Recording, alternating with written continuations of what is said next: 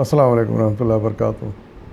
اس وقت میں آپ کے سامنے سورہ رحمان کی آیت نمبر 33 سے لے کر 38 تک، فرام 33 to 38 کا ترجمہ لے کر حاضر ہوں۔ سماعت فرمائیے۔ اعوذ باللہ من الشیطان الرجیم، بسم اللہ الرحمن الرحیم۔ اے گروہ جن و انس، اگر تم زمین اور آسمانوں کی سرحدوں سے نکل کر بھاگ سکتے ہو تو بھاگ دیکھو۔ نہیں بھاگ سکتے، اس کے لیے بڑا زور چاہیے۔ اپنے رب کی کن کن قدرتوں کو تم جھٹلاؤ گے، اور اگر بھاگنے کی کوشش کرو گے تو تم پر آگ کا شعلہ اور دھواں چھوڑ دیا جائے گا جس کا مقابلہ تم نہ کر سکو گے۔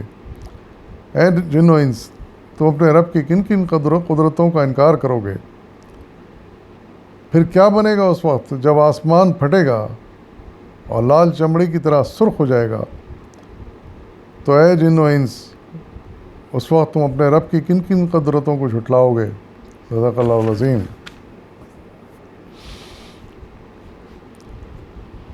ان آیات میں اللہ تعالیٰ قیامت کے کچھ مناظر پیش کر رہے ہیں اور ارشاد فرما رہے ہیں، دونوں کو مخاطب کیا ہے، پھر انسانوں کو بھی اور جنوں کو بھی، اور ارشاد فرما رہے ہیں کہ جب ہم پکڑنے پر آئیں گے تو تم کو پکڑیں گے۔ وقت آئے گا جب ہم تم کو پکڑیں گے تمہارے اعمال کا حساب لینے کے لیے، اور تم پھر اس وقت اگر بھاگنا چاہو تو نہیں بھاگ سکو گے۔ اور یہ حقیقت ہے کہ انسان اور جن دونوں ذی اختیار مخلوق ہیں جن سے حساب لیا جانا ہے، تو وہ بھاگ کر کہاں جائیں گے؟ اگر اس زمین سے نکل بھی جاتے ہیں کسی طرح، کیونکہ انسان نے بڑی ترقی حاصل کر لی ہے، بڑے طاقتور راکٹ بنا لیے ہیں، سب کچھ کر لیا ہے، اگر زمین کی سرحد سے نکل بھی جاتے ہیں تو پھر بھی کائنات سے تو نکل نہیں سکتے۔ یہ کائنات تو پوری اللہ کی بنائی ہوئی، ہر جگہ اسی کے سیارے، ستارے اور سورج موجود ہیں۔ اللہ تعالیٰ کہیں نہ کہیں تو ان کو پکڑ لے گا، گھیر لے گا، تو بچ کے کہاں جا سکتے ہیں؟ یہ پوری کائنات اس کی ہے، وہ کہیں بھی ان کو پکڑ سکتا ہے۔ اور یہی ارشاد فرمایا جا رہا ہے کہ پہلے تو تم بھاگ ہی نہیں سکتے، کیونکہ اس کے لیے بہت زور چاہیے۔ تو زور لگا کر، اگر زور لگا بھی لے آدمی راکٹ وغیرہ کی مدد سے، جیسا کہ سائنس نے ترقی کر لی ہے، تو بھی زمین کی سرحد سے نکل سکتا ہے زیادہ، وہ پھر نکل کے کہاں جائے گا؟ جہاں جائے گا وہ اللہ تعالیٰ اس کو پکڑ سکتا ہے۔ اللہ تعالیٰ اچھی طرح جانتا ہے کہ وہ اس وقت کہاں ہے۔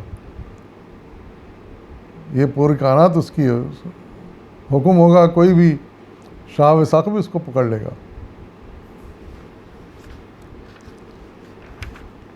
یعنی دوسرے الفاظ میں، موت سے کوئی جیتی جاگتی ہستی موت سے جان نہیں چھڑا سکتی۔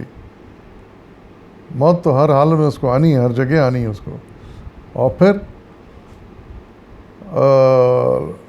اس کو اپنے اعمال کا جواب دینا ہے۔ وقت آ جائے گا جب اعمال کا جواب دینا ہے، وہ وقت قیامت کا ہوگا، اور اس وقت اگر وہ بھاگنے کی کوشش کرے گا تو ارشاد فرمایا جا رہا ہے کہ آگ کا ایک شعلہ اس کا پیچھا کرے گا،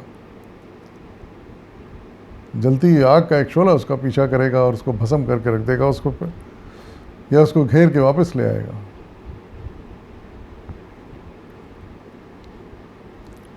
تو کہاں تک آدمی، کوئی انسان یا کوئی جن اللہ کی قدرت کا مقابلہ کر سکتا ہے؟ نہیں کر سکتا۔ پھر اسی قیامت کے بارے میں ایک منظر بیان کیا جا رہا ہے کہ جب آسمان پھٹے گا اور لال چمڑے کی طرح سرخ ہو جائے گا، یعنی تباہی کا وہ حال ہوگا، ہر طرف آگ اور طوفان کا وہ عالم ہوگا کہ خدا کی پناہ۔ یہ آسمان جو ہمیں نیلا نظر آتا ہے، وہ ارشاد فرمایا جا رہا ہے کہ وہ سرخ نظر آئے گا۔ ہر طرف تباہی، بربادی اور آگ کا وہ عالم ہوگا۔ کہ آسمان بھی ہمیں سرخ نظر آئے گا. اب اندازہ لگائیے کہ کیسا وقت ہوگا وہ. یہ سب کچھ اللہ کے حکم سے ہو رہا ہوگا, اور سب انسان اپنی آنکھوں سے اس وقت پھر دیکھے گا, اور پھر کیسے انکار کر سکے گا. آج تو انکار کر دیتے ہیں لوگ کہ یہ سب کچھ ناممکن بات ہے, کیسے ہو سکتا ہے, ناممکن بات ہے. لیکن جب یہ حقیقت سامنے آ جائے گی اور جب سب کچھ اپنی آنکھوں سے انسان دیکھے گے, تو پھر سوائے اس کے کہ مان لیں اور کوئی چارہ نہیں ہوگا. اس وقت تو ان باتوں کو نہیں جھٹلا سکیں گے. تو یہی آخر میں پھر پوچھا جا رہا ہے جن و انسان سے, کن کن باتوں کو تم جھٹلاؤ گے؟ سب باتیں ایک ایک کر کے تمہارے سامنے حقیقت بن کر آتی جائیں گی. یعنی پہلی بات تو یہ ہے کہ تمہیں موت آئے گی. دوسری بات یہ دوبارہ زندہ ہونا ہے, ہوگے تم سب کے سب. اور تیسری بات یہ ہے کہ پھر اپنے اعمال کا جواب دینا پڑے گا.